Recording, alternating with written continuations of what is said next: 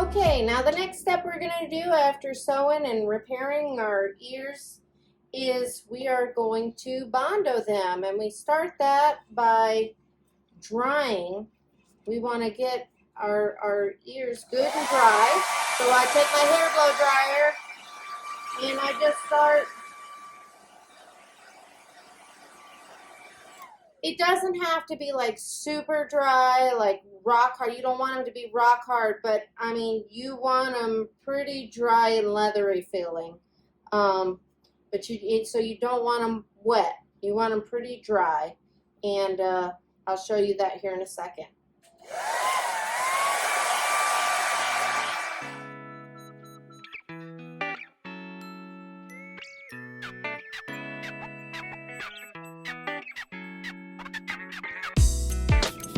Okay, so once it's pretty good and dry, I usually take my little wire brush here and I will rough up the fibers on the inside of the ear. That's going to give, like I said, kind of mentioned before, now be careful of your stitching here. You don't want to grab that and rip that out. You want to be real mindful, but you can see that it's dry enough to where those fibers are going to kind of feather out, and I want to keep those on the ears. You don't want them as clean as they're. I don't like that because I want that Bondo that gives it something to grab onto and really adhere to the inside of those ears. So I just kind of fluff it up, and that's also another way of telling if it's dry enough or not. And once it starts like fluffing up like that, then you're plenty dry enough on the inside of your ears. And then you're going to, and then at this point, once I'm done fluffing up the fibers on the inside of the ear, like I said, just be careful of your patchwork and your stitches if you have a lot of sewing you had to do. Then you're going to turn your ear right side out. And we are going to give this a little bit of a dry. And then we're going to mix up our Bondo. Sometimes, just like that. See? You can give a little smack, and there. Your ear unfolds. See? And now it's all sewn up. And if you want to, you can lightly take those hairs where you sewn and pull them very lightly. Remember, lightly being the key word. Take it and kind of go on the outside from where you sewed on the inside, and that will pull those hairs back through those stitches. So then you won't even be able to tell that ear was sewn together there. See? Perfect. And then of course, you know, we always have airbrushing at the end too, which is amazing for cover-ups. And Magisculpt and airbrushing hides a multitude of sins.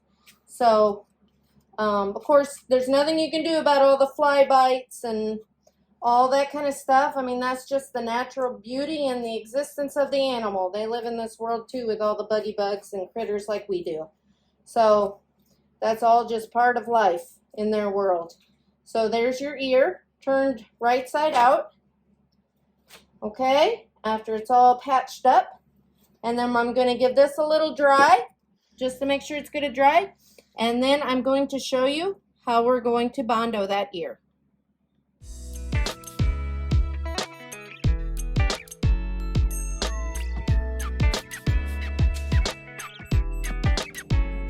Okay, and finally now it's time to Bondo these ears. Okay, so we got them good and dry, sewn and dried out and put together, and now they're ready to be set with our Bondo for mounting, so that we have a good, strong, firm ear and they look nice and lifelike, which usually you can tell the natural lay of the ear if you just kind of turn it like this, and usually I inspect and get a good idea of how the ear naturally lays, because you don't want to Bondo it to where it's weird looking. You want to just kind of see how the ear naturally lays. And of course, antelopes have very long, thin. It's not like your typical whitetail or cow or anything else. It's a very long, slender ear. It doesn't have the wide ears that other animals do. So we just kind of want to see how it naturally lays, inspect it. So we kind of get it, because once we mix up that Bondo, it sets pretty quickly, and that all depends on how hot or cold is a term they use. You mix it as well, meaning how much primer you mix in your Bondo. Okay, so we start that by usually a smaller ear like this. I'm only going to use maybe like a good measurement would be like a golf ball size of Bondo, and I get that out of my can here, and you can go to any car parts or Walmart even, and in the car parts you can get your body filler or Bondo, and the primer usually comes with it in the lid. I usually go through my primer because I mix mine pretty hot because I don't like waiting on it for it to set. And once you get more comfortable with doing it, you can mix it however you want, and the faster it'll set. At the beginning, I mixed it pretty cold because I was afraid it was going to set on me before I could get my ear shaped. But so what I'm going to do is I have my little spoon here, and I sew about like that much. It's kind of like a little glob, kind of like a golf ball size amount. I don't want too much because I don't want those ears to be real thick, okay? And then I'm going to take, actually what I do next is I'm going to mix my fiberglass chop. I always put a little chop in it to thicken it up. And this I get off of Amazon. It's just a fine fiberglass chop, and I mix that in with, how much? Just a pinch. You can put, some people don't use chop at all. You don't have to. In school we were taught to. It adds a little more texture and hold to the Bondo, I guess. We were taught to use chop, so I use chop. So there's my little, and all I'm using is a butter knife, an old butter knife, to mix this up. And then I'm going to take, now like I said, I make mine pretty hot. Usually if you want to make it cold, you can just do that much, just a little drop. But I usually make mine pretty hot because I want it to set faster. And now I'm going to mix all that up right quick. And you're going to want, once you get to this point, you're going to want to, because now the clock starts ticking. The stuff, once you add the primer to your Bondo, it's going to start, it'll set. This starts the clock in motion. All right? And it's either red, your primer's either going to be red or blue. Now here lately I usually like to use the red because it makes it more flesh tone. But here lately, haven't been able to get the red primer, so I'm using blue. All right, then I'm going to take a little bit at a time, and I turn that ear out a little bit. I'm just going to start packing it in there. Okay?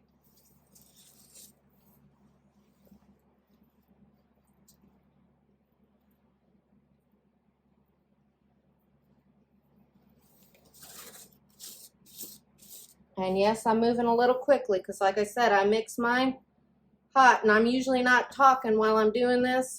So I got to keep, while I'm talking, I got to remember that I got to keep working too. All right, then I'm going to fold that back over, and I'm going to pinch the bottom so my Bondo doesn't leak out. And I'm going to start working that Bondo up into the ear and all the way around. You want to quickly move it like clay or Play-Doh. And if you got some leaking out of your stitches, that's fine. I'll show you how to clean that up here in a second.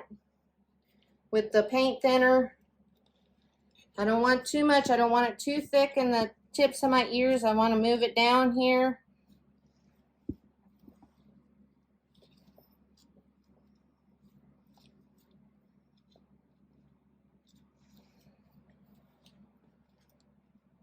I just kind of keep, and now see, I can already feel it start firming up. So I'm going to start putting more pressure on the edges and working it out. And then I'm going to flip it over, and I'm going to make sure that I'm smoothing out any kind of bumps or lumps. And I'm going to make sure that my edges are smoothed out and folded over correctly to shape that ear. Another way you can tell it starts setting, it starts getting hot. That Bondo starts getting hot. You can feel it inside. And don't try to clean up. Don't stop and try to pick off those pieces. Just let it harden and wait till you're done, because you can clean that up. It's easier to clean it dry than it is wet.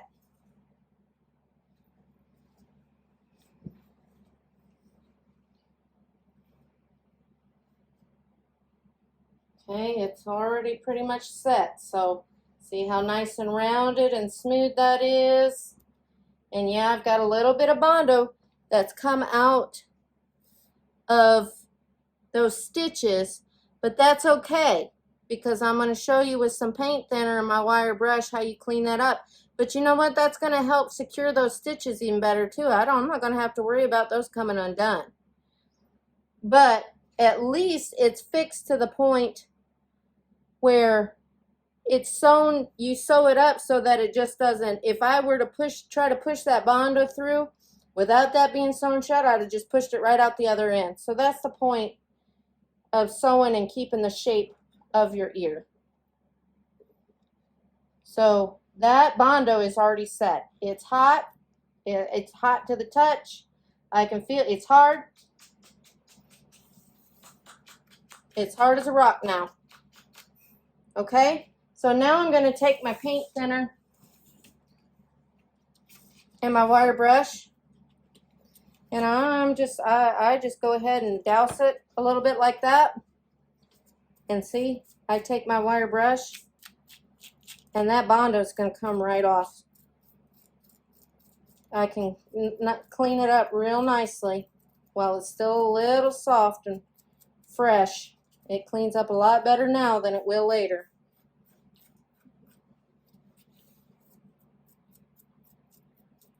And any of that blue you can still see. Remember, we're going to airbrush in the finishing at the very end once this is mounted and everything. So that's another trick you got up your sleeve at the very end, a cover up.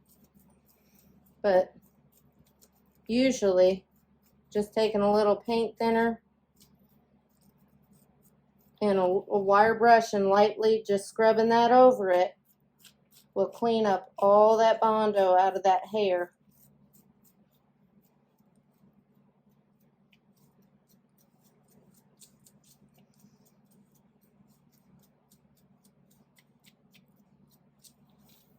And you'll have a nice clean, all your hair will be nice and clean and Bondo free. I just go along all the edges where maybe there might have been a little pinhole and some Bondo got out. But other than that, there's our finished ear. Nice and hard and ready to mount on our mount. And then I'll turn this around so you can see what it will look like with the face. Kind of, but see, that will be his ear on the form. That's one ear, and then we'll do the other ear, and then we'll have both the ears set. But that's how you Bondo an ear.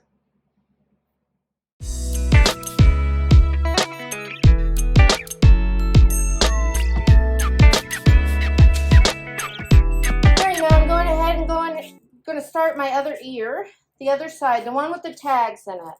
So I had to do a little adjusting just to make sure my ear was laying flat once I turned it right side out. You know, that stuff you want to make sure your ear's going to set right. And before you add the Bondo, that's not a issue you want to be. You don't want that to be an issue once you get the Bondo in there, because like I said, once you put that primer in there, the clock starts ticking. So I'm going to go ahead and add my primer, and I always use my other ear as a reference when I'm doing the second ear, because I want to make sure that they match. You don't want a wonky ear, you know, that's noticeably different from the other ear when you're working on it. So I'm going to go ahead, and I might have to go ahead and open up another tube because that one's about out. So we'll go ahead and add that. And here we go.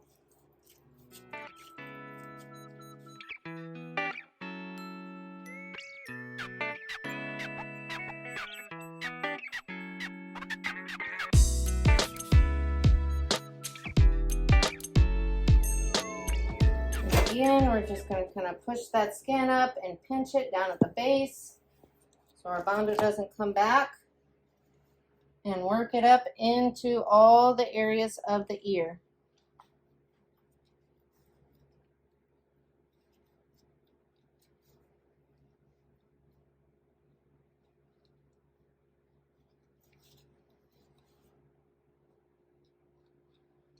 And as you can see, I'm working around those tags. Be careful not to tear out your patches.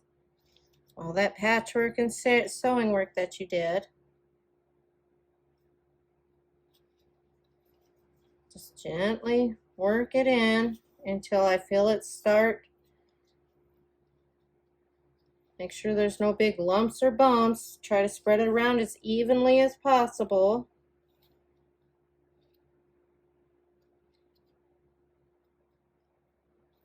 And I'm going to look at my other ear. Make sure my edges are turned up the same as the other ear.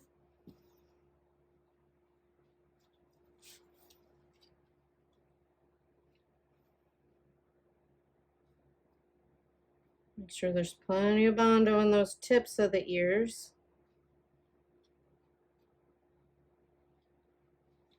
And once it starts setting, once it starts firming up, I'm going to really start manipulating those edges.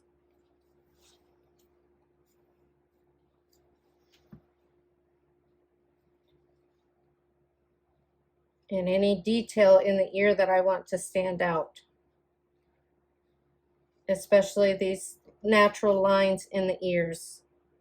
That stuff you want to make sure you pay attention to. And I want to make sure it's the same size and has the same curvature as the other ear, or at least as close as possible. I mean, it's not going to be exact because this ear has a bunch of tags in it, and a little more, it's got a little more misshapen, and it looks like it's got scar, like old rust and blood in the hair from where they had applied the tags. So it's got, the hair's even discolored on this one from the tags. You can tell the difference. I just want to make sure, even still, they're as close as possible in size and shape. And it's already starting to set. It's turning hard and it's getting hot. So, and that will be our second ear. And you can see back here on this one where you can see some of that, the patchwork on that one big hole, and which will be fine because we'll take our yaks, which is our good blending, like our black nose yaks. We'll take that when we airbrush it, and you'll see that'll look like it was never there, or it'll look like an old scar. and it'll blend right in. So all that kind of stuff will be easy to hide once we get finished up and we do our final detail work with the airbrush. And let me go ahead and do this one, clean up all this little bit of Bondo that leaked out. Get that out of the hair real quick like.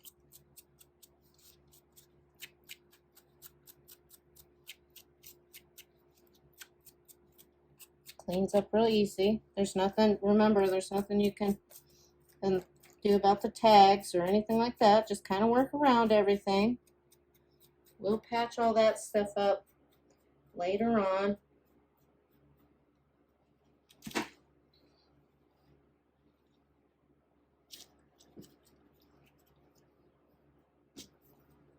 And that looks good.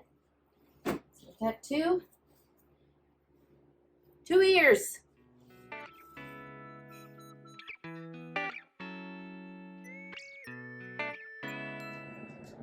Thank you for watching us here at K&C Taxidermy. Remember to like and subscribe us here on YouTube and join us next time for our latest creation. And we'll see you then.